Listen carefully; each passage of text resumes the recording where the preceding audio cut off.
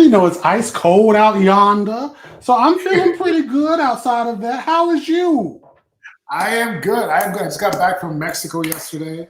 It's always bittersweet to leave Mm. Mexico, but I am here in the moderate cold compared to Mexico, but it is what it is. Wow, wow. That's amazing. So what you do out yonder? It was my wife's birthday, so we Oh, were down there for her birthday. congratulations. Thank you, Uh-huh. thank you. Yes, we were down there for her birthday. We were only there for 4 days, kind of a quick in and out. Um, but it's always a pleasure being down there. I got to do some gardening. I got to graft a mango tree. I grafted my grafts on my lime tree are working because my lime tree was not producing any fruit, and I grafted two orange branches onto it, and Hmm. now it is flowering for the first time. So Wow.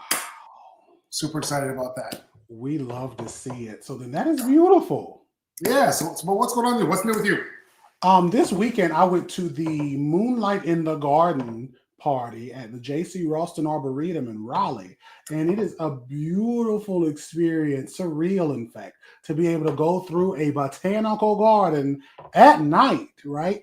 And to Okay. waltz around. They got camp. They had fire pits, multiple fire pits. I made me a s'mores or two. Had some apple cider. Walked around, seeing all the plants at night. Some art. I love to look at a little bit of art. And then I have a cousin who's an artiste, and they had an iron pour in Durham. So I was all over the place. And I came out there to see them pour all that hot molten metal. It has nothing to do with plants, but it was so beautiful watching all the fire and the lava and everything. It was amazing. Oh, that's So awesome. I had a That is beautiful awesome. weekend. Now, It was I beautiful. can't do s'mores because marshmallows. I just can't do marshmallows. You don't eat marshmallows? I stopped eating marshmallows when I was like probably like 9 years old. It was just like marshmallows and cotton candy. Those were two things I stopped. Like I think at the same time. And it's not that I don't like junk food. Like I do like a lot of junk, but those two things are just two things that just don't. I can't eat them. Can't eat them. Wow. Wow. Wow. Every day, every week I learn a new bit of lore about you. And I'm just like, I don't even know at this point because you just don't eat so much. But we're not here to talk about that. Yes, sir. Well, someone had a question already. They had a question about the graft. I mentioned the graft on the orange tree. Now, a lot of times when you have a fruit tree that's not fruiting, if Hmm. you graft a fruiting tree onto it, Hmm. whether that graft takes or not, sometimes it can stimulate the whole tree to fruit. I've seen that happen with multiple different trees. I've had that lime tree for about a year, no fruit, no nothing. I grafted onto it an orange, and the grafts are, barely pushing out, but the tree has its first flower on it. I don't know if it's a coincidence, but I feel like Mm. that seems to be a pattern when I have stubborn, especially seedlings, stubborn seedlings that won't fruit. A lot of Hmm. times, grafting onto them is sort of the ticket that makes it go. Oh, I wonder if that's a hormonal thing. Like if there was just some series of hormonal interactions that just tell it like flower, fruit, we gotta survive, set fruit. I wonder if that's what happens. Right. So it could be the stress response, right? But Hmm. I think that there's something about, like, I think there's some sort of hormone transfer between the scion and Hmm. the tree. I think that it's a fruiting piece of wood attached to this tree now, and I feel like for some reason there's a little give and take in there, and it stimulates the rest of the tree to fruit. I could do that. I could see that happening. Yeah. Duster asked if a cayenne. Actually, today we're going to talk about indoor gardening and house plants and all the things because a lot of the country right now is being pushed inside. Can you bring in a cayenne pepper plant and keep producing through the winter? If you have the finances and the extravagance to pay for that, then yes. And when I say that, I'm talking about grow lights, I'm talking about heating mats, I'm talking about temperatures that need to be above the 70s in Fahrenheit, which is the 20s in centigrade. So like you need to be able to keep that plant in conditions that would mimic the outdoors, as well as remember that because it's not like being pollinated outdoors, you would need to hand pollinate. So I know tomatoes, you can do a shake. I feel like you can do a similar concept with bell peppers, but you would not hurt to have like a little paintbrush and go for what you know. But it takes more energy than I think most people would be willing to do, like power and like effort. Right. So I would just say, just wait until the next year. Hold on, save them seeds and wait till the next year. Or you can overwinter them and not really be worried about whether they produce or not as a house plant, and they don't need to have like that much light or that much warmth. Only if you're trying to like get them to be productive and still producing all year, then you need all those things. But if you just want to like sort of keep it alive so you can plant it the next spring and have it start, full out next spring, then you can do that. I would give it a hard prune. I have some peppers I'm overwintering in my grow tent right now. And actually, they're a couple years old now. They've been through a couple winters. We love to see it. Laura was saying, I was talking about grafting mangoes. Best time is early spring, right? Actually, nurseries here in Florida, they do most of their grafting in the winter. Because if you're in a place where you can grow mangoes, cold is not really much of an issue. I always say you can graft anytime your tree is not dormant. And mango trees don't go dormant. So you can graft right now. Like I graft right now. Yeah, I was in Mexico yesterday. I grafted a mango tree the day before, I think. Yeah. So, we love it. Yeah. So don't worry about that. You can graft all year round. If you can grow a mango tree, you can graft year round there. And that's when a lot of the nurseries join. We love to see it. So we know that we are in the fall to winter season, because I don't think winter has truly got here yet, but winter is coming, right? So with that being said, party people, as you are considering your indoor gardens, there is so much you can do. And I'm not just talking houseplants, but there is so much you can do to get ready for your fall seasons or your spring seasons as it comes. Now, all of us can't be like Andre and Gray and have at least 2,000 acres of property. Right? All of us can't be like them. But what we can do is utilize our spaces to get what we want. So one thing, and I want us to think about some things that we can do indoor that can set us up for success in our gardening futures. One thing that I used to love to do is to stock up on seeds. I would stock up on seeds in the off season. Now, the off seasons, why would I do that? I can get so many things for cheap. Right? People have things that they're giving away that I can sow now. People have things that they want me to sow later, right? Seeds are trying to be thrown away. I get them and keep them, and I put them into a cool, dark area. So that way, when it comes springtime, right, I'm already sawed up for the future. In addition to, I start seeds inside. I got a seedling in my bedroom I won't show, but I started that in order to be able to take it outside. There are times where we can do that too. What about you, Gray? Andre, she must be talking about me. Well, also, it's not just the seeds this time of year, all your gardening supplies, right? Gardening tools. A lot of that stuff is on sale. You go to your big box stores, they still have it on the floor, which is stuff they put away. A lot of times it's for sale, it's in the bargain bin. So this is a great time to stock up on things like your gardening gloves, your gardening tools. Great time to go to the box stores and get your stuff. Even the dollar stores. You'd be amazed how much good gardening stuff you can get from dollar stores for a fraction of the cost. A fraction, and things you wouldn't, like garden tools, if that's what you can afford, get it, right?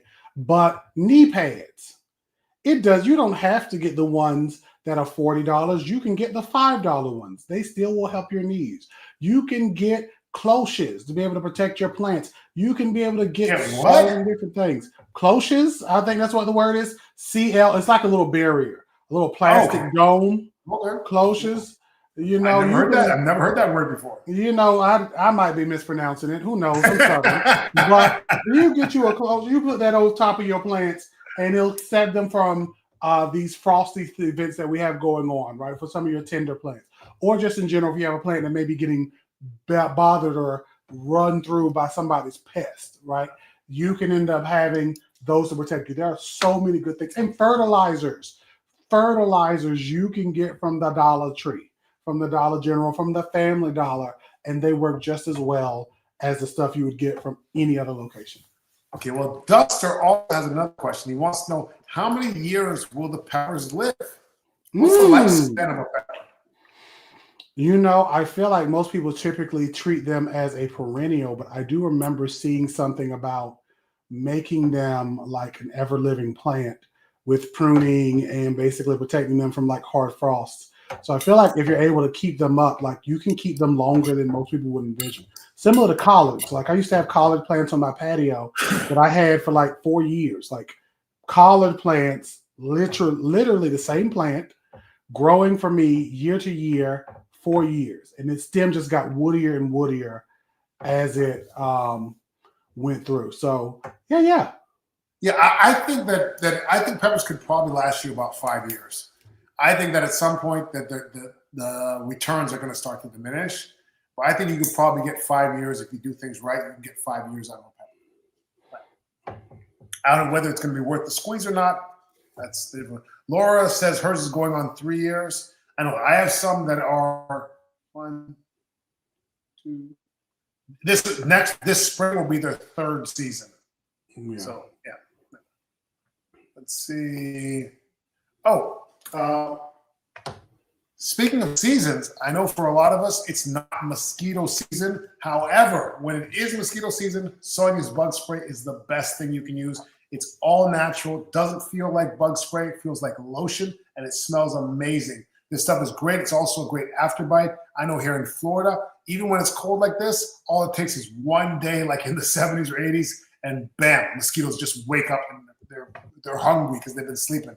But this stuff is great. You can get it on soniasbugspray.com. It's also available on TikTok.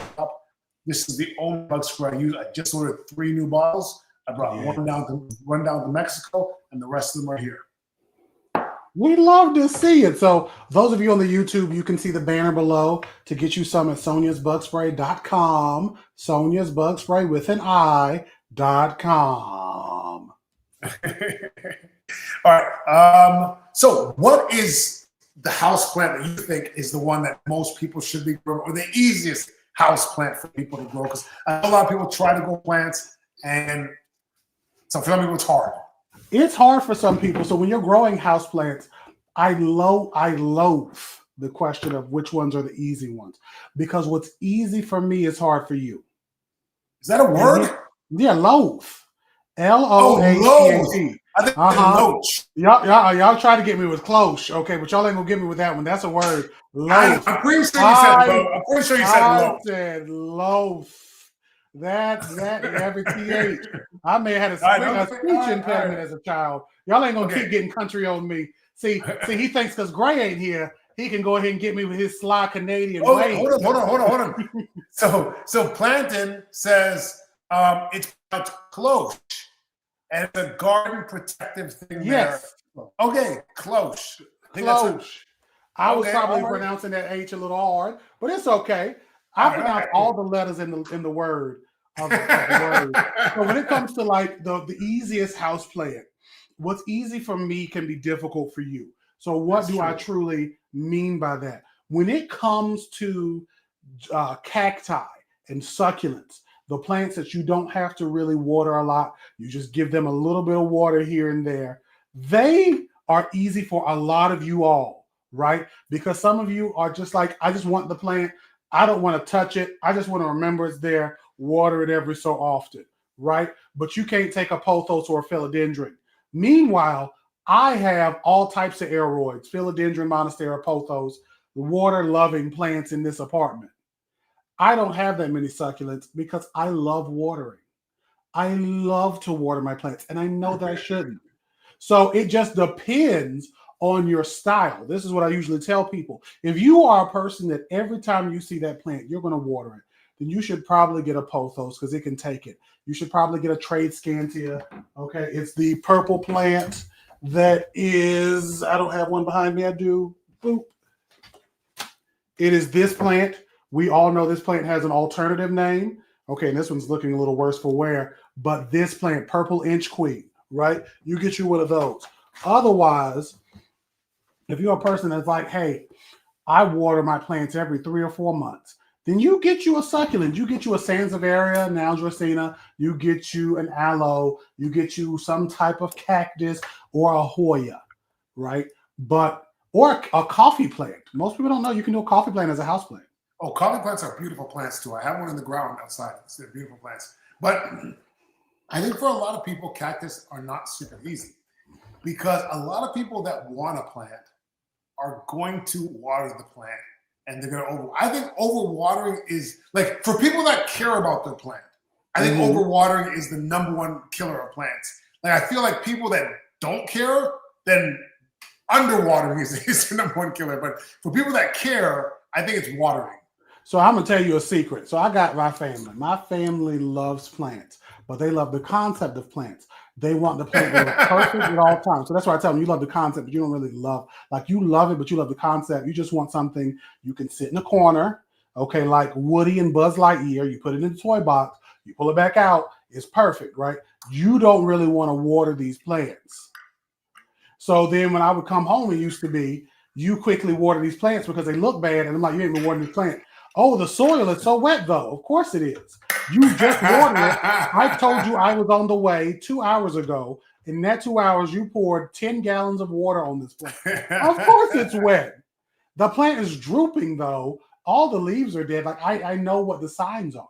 So there are some people, watering in general is a spectrum of people who love plants. There are people who love plants, and they're like, I am going to give this water whenever it looks terrible, or I'm just going to go ahead and overwater it. So that's part of that. So I know we have a question here. I seen you writing. We have a question from Pink Panther. Go for it. I'm about to. I'm feeling it today. You got a small section of a Hoya that's turned yellow. How can you fix it? I grow Hoyas, but I do not grow them well. So I'm not going to be able to help you. Andre, do you grow Hoyas? I don't even know what a Hoya is. A Hoya, let me get one real quick because I have a friend I'm going to direct them to who will be able to help them because she grows Hoyas. Well, when Gray gets here, Gray definitely will know how to grow Hoya. He would. I wish he was here. He should be here any minute now, guys. Gray is coming. He's not skipping the show tonight. He's just running late. He had an emergency. He'll be here shortly.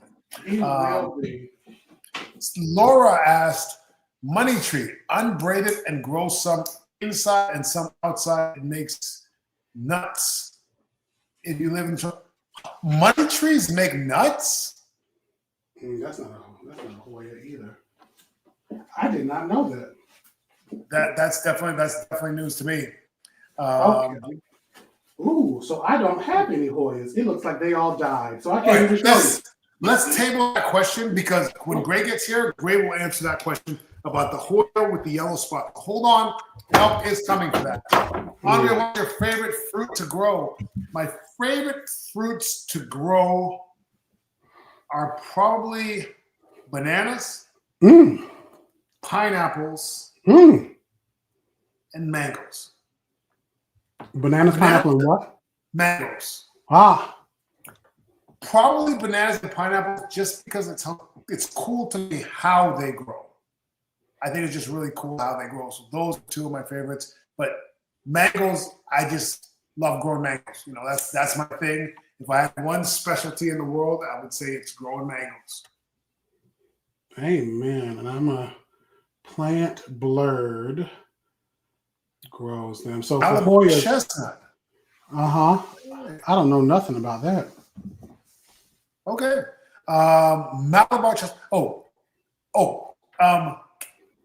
Jen says, I have one Hoya, and that damn thing is a diva indoors. All right, so it sounds like Hoyas might be a little bit tricky. Hopefully, Gray will be here soon to explain. Malabar chestnut is is the nuts. I did not know that. I didn't. Look at you teaching us. All right. Rhonda said, I was thinking about getting pawpaws. I'm in zone 8B. Thoughts? I think you're in a perfect area for pawpaw. I'm in 10A, and pawpaws are a little bit too temperate for 10A. So I'm kind of right on the lower boundary where it can survive, but it doesn't really thrive here in my climate. But 8B, that should be like Pawpaw Central right there. It should be because 8B is actually near me. So I am, I think, 8A now. So 8B may be Virginia, depending on what part. But if you're 8A, 8B would be south of you. 8B would be south of me because we moved, because I used to be 7. I thought 8 was above me. I'm so confused. No. I'm 10. I'm 10A. How about that? So then 8B, I'm 8A. 8B is the other part of Carolina. Yeah, probably right earlier. That is so strange because 7, either way, at the end of the day, it would be a beautiful plant to grow. The fruit is delicious. I had it one time off of a tree that I saw the people pick, and we made ice cream, and it was amazing. You said you're in Texas, so we love it. In Texas especially, I feel like it would be dope. Let's all grow more pawpaws, everybody. Yeah, I wish I could. I have 2 trees, but they kind of struggle a little bit. Hopefully the winter will be better for them than the summer because they really struggle in the summer. But I've had them in the ground for about 3 years now, and they're alive still. So we'll see. Thank you, Jen. Sonia said my favorite plant is growing right now is the Madagascar Jewel. Are you familiar with the Madagascar Jewel? Y'all are naming a lot of houseplants. I don't know. See, I feel like if Gray was here, he would be like, yeah, I know what that is. It is Southern drawl. He's like, I have 8 of them. I have 8 of them. Well, that's a euphorbia. Yeah, I don't grow euphorbias. So,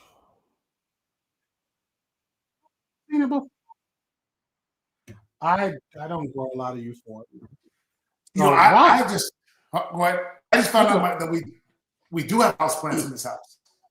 You said what now? I was gonna say I just found out that we do have houseplants in this house. I thought we had no houseplants in this house because I never see any. But there are a couple spots where there are a couple plants, like there's in my bathroom, and right out here on a table, there's actually houseplants in there. Wow. So how did you walk by these houseplants in your house and not know they were in there? Well, because my wife's not a houseplant person, so I don't expect to see houseplants. I guess. Well, who put them in there? Was it her? Yeah, not me. I was gonna say that's a good woman you got. So of course she put them in there. That's a good woman you got. See, they have to be like sort of like part of the design. They have to be architecturally part of the design for them to go in here. Like there's not just a plant just sitting around. No, that's not gonna happen here. My wife's an interior designer, so everything's gonna be a certain way. It's got to match. Yeah. She would hate that word because match is not the objective of interior design. Right? That's what they all say, and then it's like, you're not trying to match things up. That's what they all say, and this is why I don't do good with it. If you look close enough in the background of any of my videos, you see all types of random stuff. It's like PV's house in here. And I keep my blueberries outside. Now, I've not grown blueberries. I've helped to grow them. But it depends on where you are. Pink Panther, tell us where you are again. Did they say Texas? Is that the same person that was in Texas? I'm not sure if the same person in Texas. Actually, yes, I'm in Texas. 8B, boom. Can they keep their blueberries outside, Andre? I think you can. Yeah, my blueberries stay outside here. Blueberries are fairly cold tolerant, so they'll have their because I know people in New York that have blueberries outside in ground. So yeah, your blueberries will be perfectly fine in Texas. That's not a big deal. Yeah, we had them here. You do live there. How do you not see them? He's like, if it doesn't give me food, I don't want it. That's what I do. Literally, I have a blind spot for houseplants. I don't see them. Although I do have some pothos growing in my son's fish tank. His little freshwater tank, and I put pothos in there, and cuttings from pothos, and they have rooted all through the tank right now, and they're kind of just overhanging the edge. I love it. Pretty cool. It's pretty cool. That's probably beautiful. It's a little soft. It's not that beautiful, but it's kind of a cool little project. If I saw it, I would probably be like, that's amazing. It's so beautiful. Nature is messy. Nature is messy. It's fortunate. I moved from the Pacific Northwest to Central Florida and new to growing in this climate. Can raspberries or goji berries be grown here? Yes, raspberries can be grown here, many different varieties. I'm in Central Florida, and goji berries as well. But if you've never had goji berries before, you should try them before you try to grow them because they are unpleasant at best. Like the taste of them? Yeah, they're not good. Oh, They're medicinal. I tried to grow them because the name sounds cool. It's exotic. And I grew them and I tasted them and then I just kind of neglected them and they're probably gone. I don't know. They could still be thriving somewhere in the yard, but I don't know where they are. now see, I thought so you don't use them for any special recipes like steak and goji berry or chicken and goji berry. You just eat them medicinally. Well, I even make like medicinal things with it, like syrups or jams, maybe even. But like a raw goji berry, not good. Nah, but you know what does taste good is this Andre's pepper sauce because he should have seen this coming. You can get you some blessing right here. Now, this pepper sauce, it has his picture up here, Andre, and you can get you some sweet and spicy pepper sauce. They got the hot and the not so hot. Now, on the YouTube, you see the website below. You go to andrethefarmer.com, and this has all types of natural stuff in it: pineapple, honey, jalapenos, onions, mangoes, rice vinegar, all types of delicious stuff. And you can get this today. And ain't you still running that special? We are running a sale till Thanksgiving. It's buy two, get two free. Only on the website at andrethefarmer.com. All right. Get you some today. So yeah. I'll tell you what, I was just in the grocery store and a lady recognized me. It's an older lady, and she goes, I know you. Now, for those who don't know, I'm an orthodontist. So I've been orthodontist in Orlando for 24 years. And so a lot of people know me because I've treated them or that treated their kids or their grandkids or whatever. So that's usually how I get recognized locally. So she's like, I know you. And I'm thinking, oh, for sure, this is like some parent's mom or some parent's grandmom or some patient's like grandmom or something. And she goes, you're the farmer. I follow you. And she goes, I got to give me that pepper sauce. I said, yeah, you do. You do. Right now we got buy two, get two free. And how good of a deal is that? Okay, you can get you some before the Thanksgiving comes. And you know, or maybe before Christmas. Let's say before Christmas. No, you'll get it before Thanksgiving. Oh, you'll get it before Thanksgiving. That's good. Because I will get some for my family, but they don't deserve it. So I'm going to keep some for myself. So this is dope. We got the people placing their orders. So house plants, outdoor plants, you name it, the gamut can be done when you are doing somebody's winter gardening. Because as we know, again, it's ice cold outside for me. I don't like any temperatures below 70 degrees Fahrenheit. So while I do got my garlic outdoors, and this is a true statement, I cannot stand any temperature below 70 degrees. So when I am like, I need to take care of my garlic, that's the only reason that gets me out there. I was supposed to start cabbage collards weeks ago. It was cold, and I'm like, we're just not doing them this year. Like, that's just what it's going to be. That and my carrots. Those are the only things I got outside. I feel on that. Speaking of cold, Dorwatha,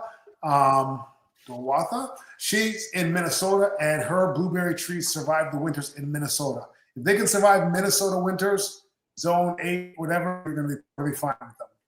Speaking also of cold, she doesn't share her sauce, and that's also cold. She doesn't share her Andre sauce, so you better get you your own bottle rinsing around with her. Go ahead, though. Sonia says she loves goji berries. Okay, hey, to each their own. I'm going to use the fish tank water to propagate and fertilize all your plants. Yeah, the fish tank is like, it's a small fish tank. Like I have a relatively large garden. I won't be able to get enough water out of that tank unless I want to. And then I'm going to track that through the whole house. And yeah, that's a messy proposition. But fish tank water, freshwater fish tank water is great fertilizer, great to water your plants with, though. It is really good. Just, for some people, you just got to be careful depending on how many fish you have. I have a friend who has a pond in her backyard. She was using her fish water, her pond water, and it could have been the nitrates just from years of buildup or something else, but all of her plants ended up just tanking. It was terrible. Really? Yeah, she had a lot of fish in the bag. So I think it was just a mix of nitrogen, and these were like seedlings and like small plants. So I think it was just too much for them at one time. And she was just watering straight up pond water, like straight, no dilution at all. It was terrible. that might have been intense, and it might have just been over and over again, just building up. Yeah, but in general, like once in a while, if you can give them a little bit of water from that freshwater fish, clarify that. Not a saltwater fish tank, freshwater fish tank. I didn't know people use saltwater, but that would make sense. Please don't do that. Keep going though. Yeah, like we have a saltwater tank here. Most of my tanks have always been saltwater. Let me see the questions. My sister-in-law was just here from Vegas. We ordered some snapper, and she said, "Where's Andre's pepper sauce?" All right. Do we have any non-pepper sauce questions? Well, we just go. Why they put these questions up? We keep on going. So, what are some things you do to get ready for winter gardening indoors? What are you doing when you're like, I got to get all this acreage planted out? What are you doing? Well, I'll tell you what. Winter is actually a busy indoor time for me because I have a lot of cold-sensitive plants that I have to bring inside for the winter because I like pushing zones. So I like growing plants here that don't normally grow here. So if I have young soursops, young durian. I have a couple of durian seedlings right now. They are definitely going in the greenhouse. All the mango seedlings that pop up underneath the mango trees, I dig those up, put them in pots. I bring those in the greenhouse to overwinter just because they're so young. And if we get a freeze, they can just be unalive. Also, guess what I'm growing in my hydroponics right now? Which one? You'll never guess. Never guess. Okay, it got to be something. You've told us this before. I can't remember now. No. I haven't told you this. Well, you haven't told us this? Never. I could give you 100 plant guesses. You would never guess this one. Ooh, okay. Is it soursop? Somebody said soursop. No. Listen, I'm gonna let you guys in the comments try to figure out what I'm gonna give you a hint. Yes. Everybody's heard of this food. Okay. That this plant produces. Everybody's heard of it. Cashew. And you can get it in restaurants, and it's kind of a condiment. Okay, it's kind of a condiment. You can get it in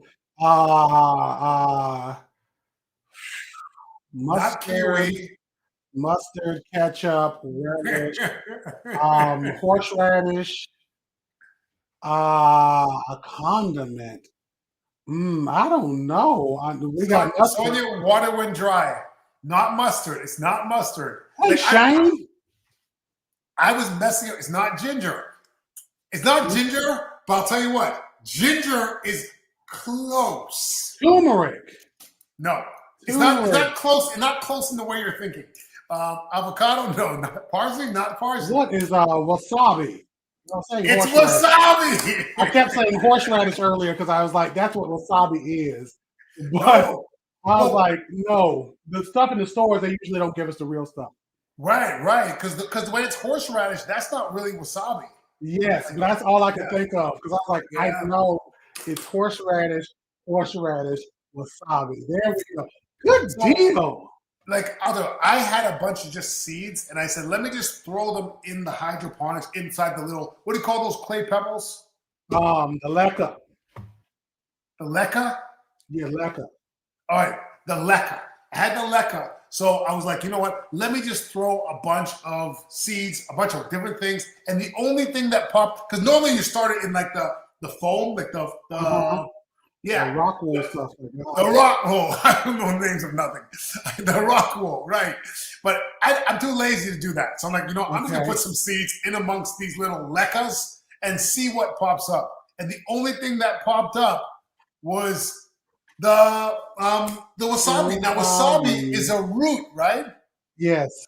So I don't know how it's going to grow through the leca and through the cage of the thing. So I don't know if I need to transplant these now into like soil.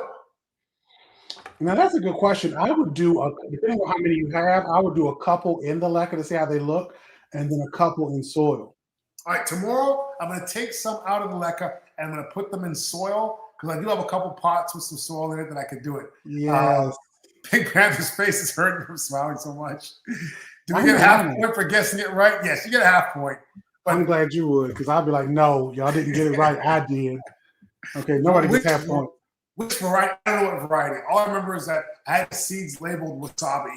I don't know what variety it is. I don't even like wasabi. Really, I don't think I've had the real stuff. All I've had is the fake. You know what? I don't think I would like the real. Well, to me, it tastes like Vicks Vapor Rub. Like, I feel like it's like Really? I feel like it tastes like it should be a medicine and not a food. And I like spicy stuff. I like my sweet and spicy pepper sauce. But I Yes. feel like that just tastes like medicine. It doesn't taste like it should be a food. Ah, that's very intriguing. I love wasabi, especially if I'm sick and my sinuses need to be cleared out. And again, I know it's like horseradish, but I love that. I go and I will get a sushi roll and I will load that stuff up there. And the little people will be like, "Oh, sir, you got to be careful." And I'm like, "Y'all leave me be. I know what I'm doing." And I will just be like, "Wow, this is great." It just goes right through it. I'm like, I can breathe for 10 minutes maybe, and it'll be amazing. The most Okay, amazing thing in the I world. can believe it But does that because that's what it tastes like. It does that. yeah, the horseradish, but I've never had the real stuff that I know Right. of. So And the I guy love says, "Boo, know your plants, Professor Andre." it. Wasabi. I don't need to know what wasabi is. See, I don't even know where I got the seeds from. Someone might have sent me some wasabi seeds. I don't even know, but it was. I had a little plastic container that was labeled wasabi, and I was like, you know what?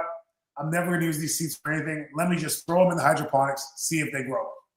now you got me wanting. I got some old, and this is again, we off topic, and I love it because I love getting off topic. It's hard to do with Andre because he likes to stay on the topic.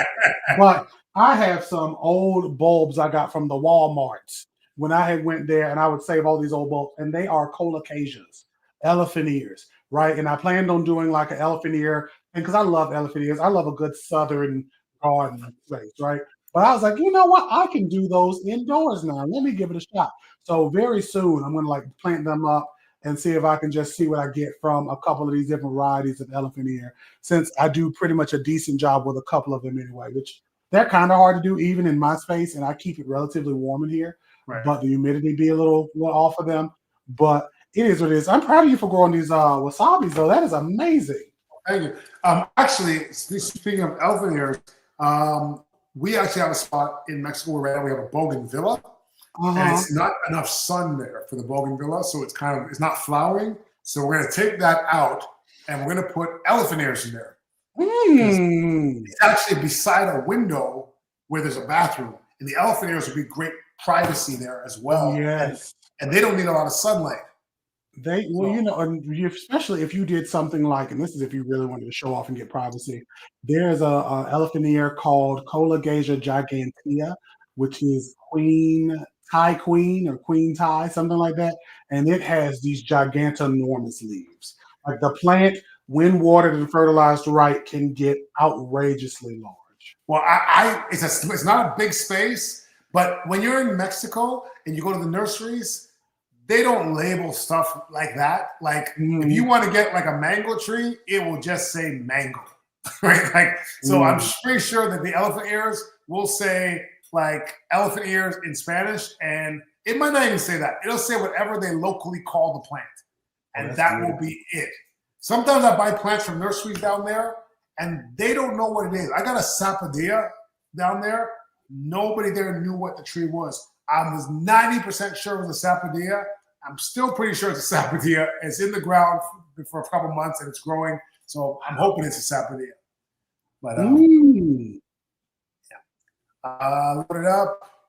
Let's see. Oh, Sonia, we already did your commercial. So, I know you missed it, but Sonia's Bug Spray, awesome stuff. Sonia'sBugSpray.com. One more thing. Do you have your retained spray? Oh, I was going to wait until you did this other question, but and it was right beside me too. Because with that, let me click the right button. Because on the YouTube, we got this ticker down and it's showing you what to get. You can get you some of this today. Now we're talking about starting stuff indoors. Andre's talking about upkeeping things and keeping stuff up, right? Because again, when you have 3,000 acres, this is what you do. But with your retained spray, you can get you some of this today because when you're keeping your plants up, indoor, outdoor, you need something to keep your tools clean. It cleans, it lubricates, it stops rust, and it sanitizes. Get you some of this today. I use it on my plants. Andre uses it. He does a hell of a lot of propagation of plants, and you need it. you need some type of sanitizer to make sure your tools are clean so your plants don't get mean. Get you some Right. Retain Spray today at retainspray.com, also available on Amazon and Walmart.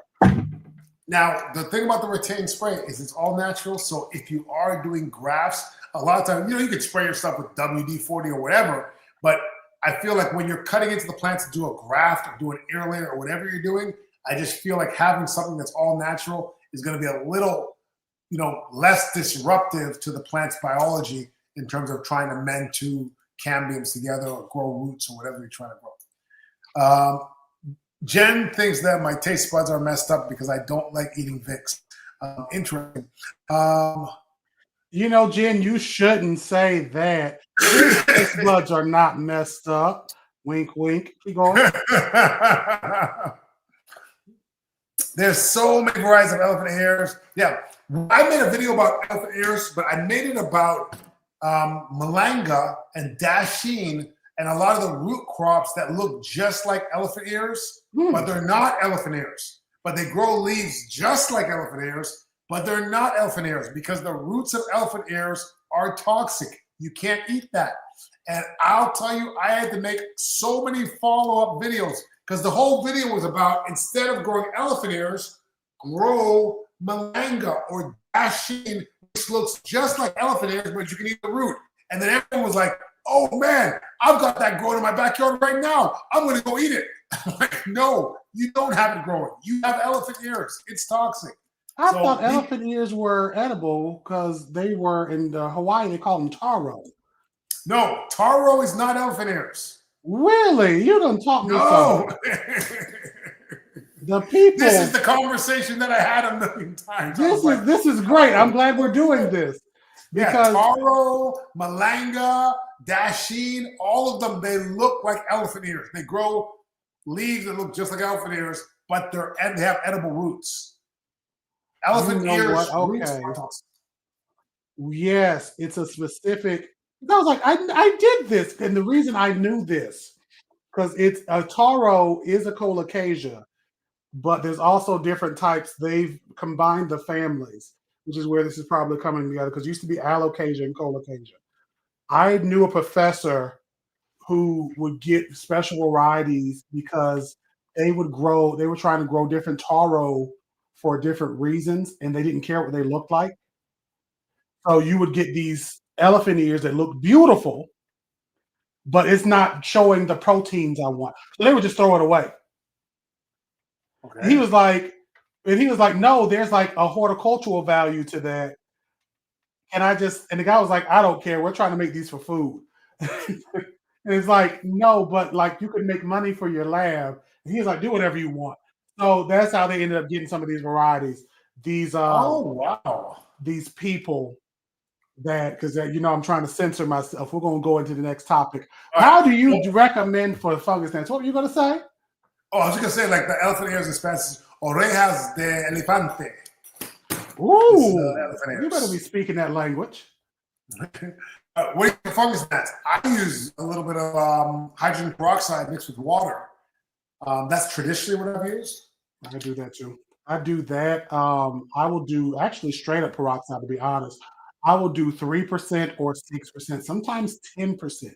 I'm not telling you to do this, but I will sometimes go that hard for peroxide. I'll let it sit for 5 or 10 minutes, and then I'll rinse the soil out. This is especially something if I'm trying to like quickly get rid of a bunch of gnats during the summer or the spring where it's warmer, because I could just set the plant out and let it like drip and drain out outdoors. But I then have to like rebalance my soil biology because I basically wiped out all the microbes in the soil. It's something I don't really recommend, but it's like drastic. But typically, you get you a box or a bag of mosquito bits or mosquito dunks, right? Or some type of BT, Bacillus thuringiensis. And you mix that up in your water, your liquid, and you go about for what you know. Yeah, I've been doing that. I've been actually at the office. I've been mixing in some mosquito dunks or whatever in the watering can, and that's what I water. But also water from underneath. And that's going to prevent the fungus gnats as well. Ooh. So, I have trays underneath all of my pots in the office, and I just sort of fill the trays up and let the water just sort of come up from the bottom. It also encourages your roots to go deep as well in your pots. my grandma always started seeding fruits during the winter, vegetables in the spring, and greens during the fall. Well, all that depends on where your grandmother lived, right? Yes. So I'm assuming she lived in a fairly warm climate to start greens in the fall, right? Because for most people, it's harvest time. And it was, your grandmother. So your grandmother lived in a different climate than we do now, because with climate change, things are shifting. Yep. Yep, they're not taro, but also so many indoor varieties of colocaceas and alocasias. Am I saying that right? Yeah, colocasia, alocasia. Yep, okay. Taking notes. I brought my potted foxglove inside. Will it survive indoors? Also, can bees carry aphids or spider mites from plant to plant? My foxglove had the worst infestation this summer, and I wondered if it was the bees. Wow. What do you think? Do you know what a foxglove is? Yeah, foxglove is a type of plant, digitalis. It's a beautiful plant, but it can be poisonous. So you have to be like careful not to like eat it or anything like that. Phenomenal plant. Unless I'm thinking of monkshood. We're going to see in a second. I feel like foxglove is digitalis. Foxglove, bearded foxglove, which is, Penstemon digitalis. Ha ha! Boom! Go botany. Nailed it. So with that, they are beautiful, but with bees, while I know there are pests to bees that they can carry different mites and stuff, I don't think they would connect or carry other insects. These insects, when you're getting like pests around your plants and you're trying to figure out where they're coming from, you have to think about it like in the same way that some group of people traveled from Europe to America ever long ago to bring people over here, right? And they brought all the animals and fungi and plants or whatever they brought as they were traveling. Is the same way that you could be incidentally traveling, or anything could be incidentally traveling, and bring that mite or that aphid. You could have brought another plant in. You could have already had an issue. It could have already been on the plant outdoors. Now it's indoors, and there's no predators bothering that foxglove and bothering now the aphids and the mites. They're like, this is it. This is house party for insects, right? So you just have to consider those things. Like these pests, they live to figure out how to survive, like everything else does. So they will find those plants, even if you think like this is way off and I've never seen this before. And a good example is I live on the second floor of an apartment complex. I had collards that I was growing. Again, I uprooted them because of why they were covered in caterpillars and worms. Covered. How did they get all the way up here on the second floor? Who's to say? I'm not going to figure it out. But when I set everything on fire, I felt better. Was it bees? Did bees bring them up there maybe? The bees did, because they were like buzz, buzz, and they just dropped them. No. It's literally things are crawling around trying to survive. And once something figures out and tells the rest, that's it. I just saw a message. Gray said he's on his way. He's here. He's here. Is he here? Real? Now. Oh my gosh. I'm just saying. Howdy, gentlemen. Come on up. Come on the Instagram, Gray. Gray, oh, we're doing it on both? We're on Instagram too. Yeah, come on Instagram too. I hope you've been sitting there a while, Gray. That's where you got to come first. Gray's like, I'm going to catch the last 10 minutes. Gray y'all wouldn't even believe what Gray was up to today. But I'm going to go ahead and tell you, as a person who has 100 acres, he had to go and walk all of his land to make sure it was good at weed. And he did that by foot. Gray, what's going on, brother? Howdy. Hold on just a second. Got to get all my audio and stuff. I hear you on Instagram. Are you good? Okay, can y'all hear me okay? Because I see your thing on YouTube. I can't hear him anywhere.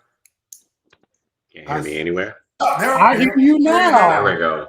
All right. Look at you, the voice. I'm glad you are here. The voice is here. What's going on, guys? I am so sorry. You know, it's hard when you're Superman because you have to do everything. Wife had an emergency problem with a car, so I had to run out and go take care of it. You know, I left my cape in the laundry. You know. Hey, speaking of cars, my truck is in the shop right now. I think it might. I think it might be the end. Oh no. What is it doing?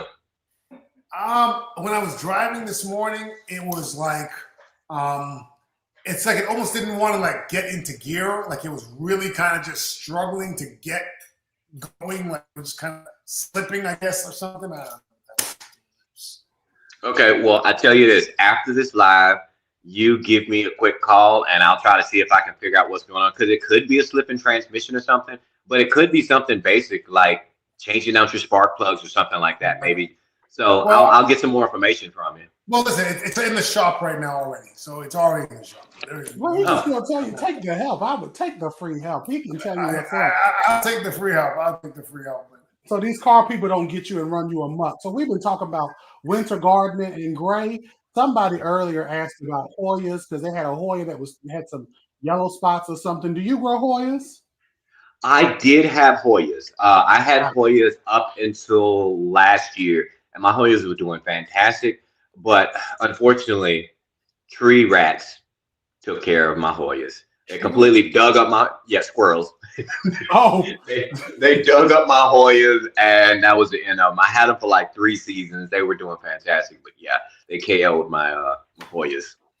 So what would be a solution? Someone said they have a yellow spot on their Hoyas. What would be a solution for that?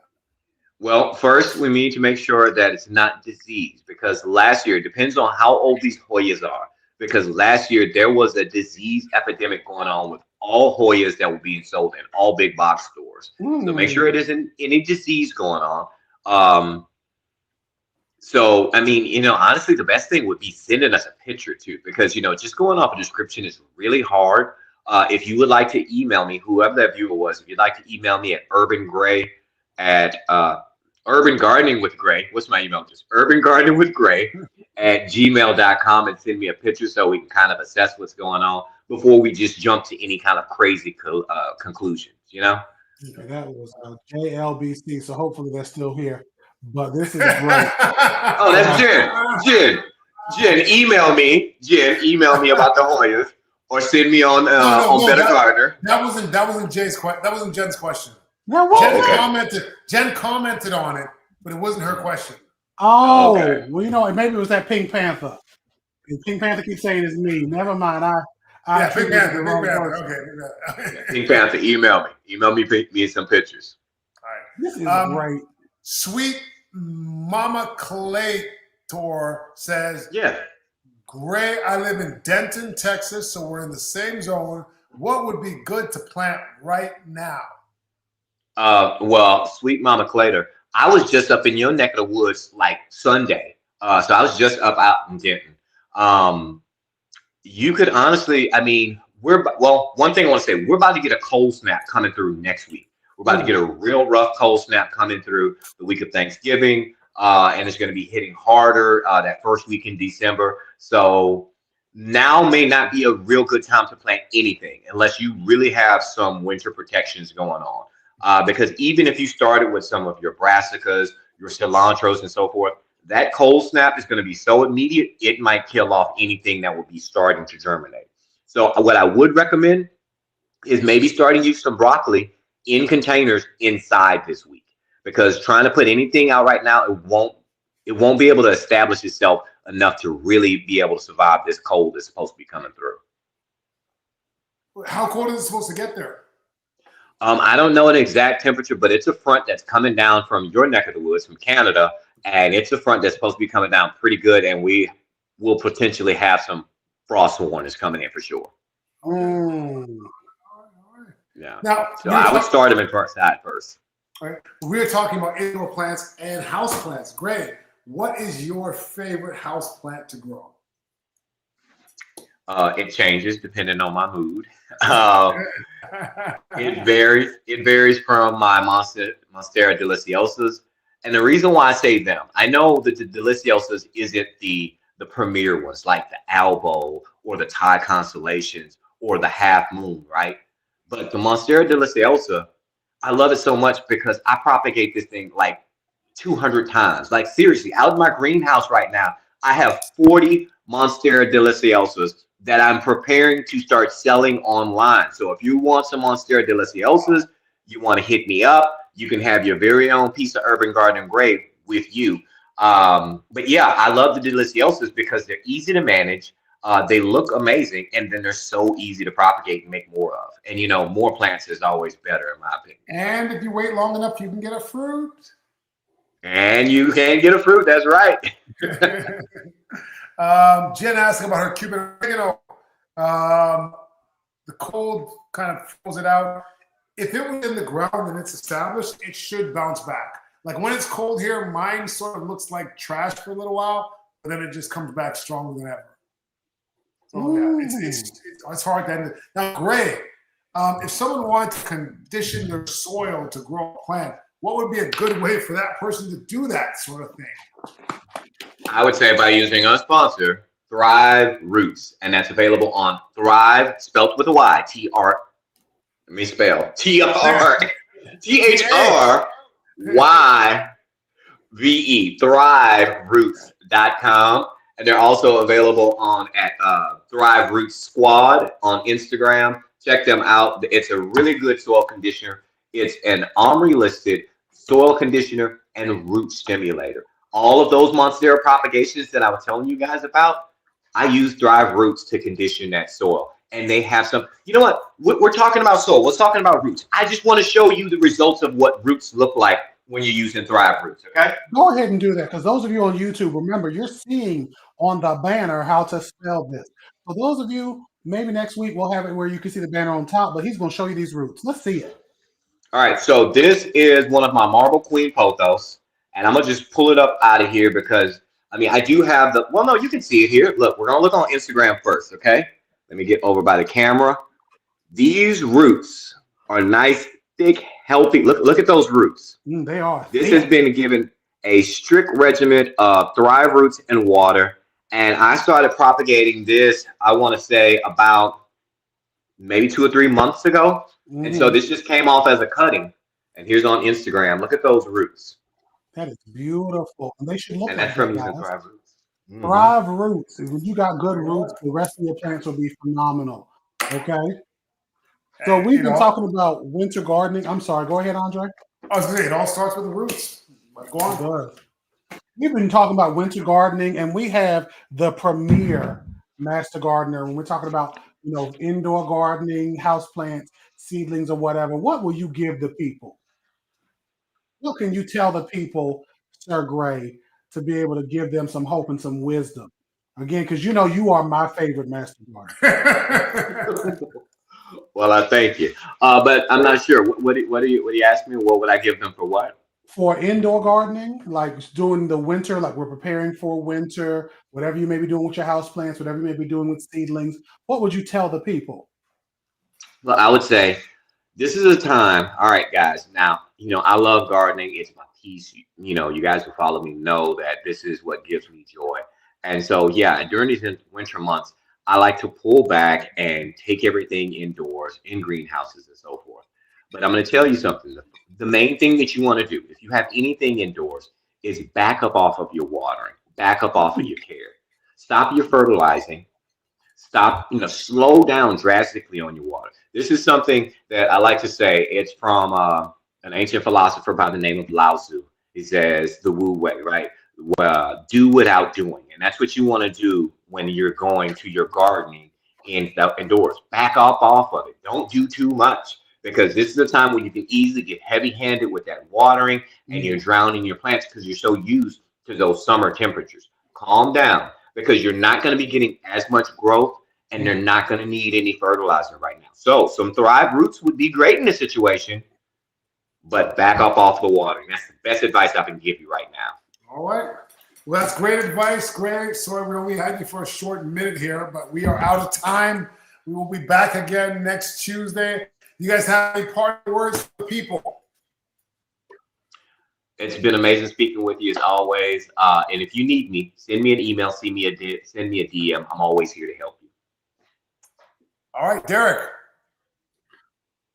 Oh, I don't know what happened. I don't know if you're muted or what. I can't hear you.